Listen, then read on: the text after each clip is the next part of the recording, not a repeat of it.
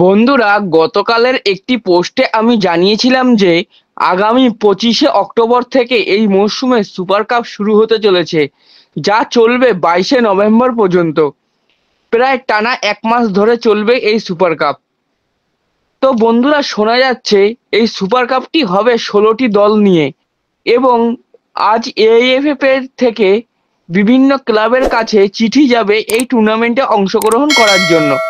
তো দেখা যাক কোন কোন ক্লাব পজিটিভ অ্যান্সার দেয়। বন্ধুরা, এই সুপার কাপ নিয়ে আরও একটু আপডেট দিয়ে দিই।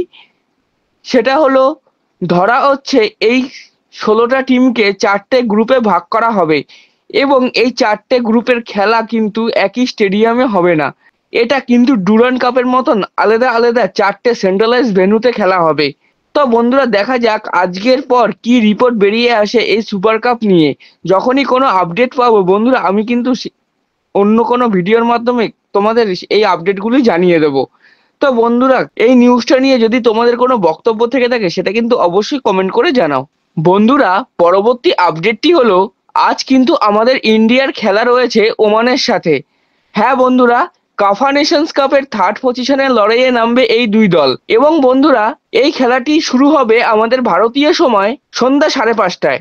বন্ধুরা, বলে রাখি, এর আগে কিন্তু অনেকবারই আমরা ওমানের মুখোমুখি হয়েছিলাম, কিন্তু আমাদের ট্র্যাক রেকর্ড খুবই খারাপ ওমানের বিরুদ্ধে। লাস্ট ম্যাচ খেলেছিলাম আমরা ওমানের সাথে 2021 সালে। সেখানে কিন্তু ইন্ডিয়া ওমানের সাথে 1-1 গোলে ড্র করেছিল।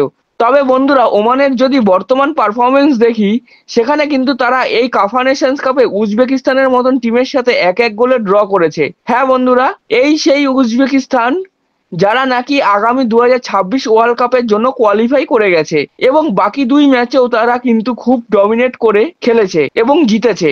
তার মধ্যে একটি টিম হলো কিরগিজস্তান এবং অপরটি হলো তুর্কমেনিস্তান। এবং বন্ধুরা, ওমান আমাদের ইন্ডিয়ার মতনই কিন্তু গ্রুপের দ্বিতীয় স্থানে থেকে এই থার্ড পজিশনের লড়াইয়ে নামছে। তবে বন্ধুরা, এখানে একটি কথা, এই ওমান কিন্তু এখনো 2026 ফিফা ওয়ার্ল্ড কাপের কোয়ালিফাই করার দৌড়ে রয়েছে।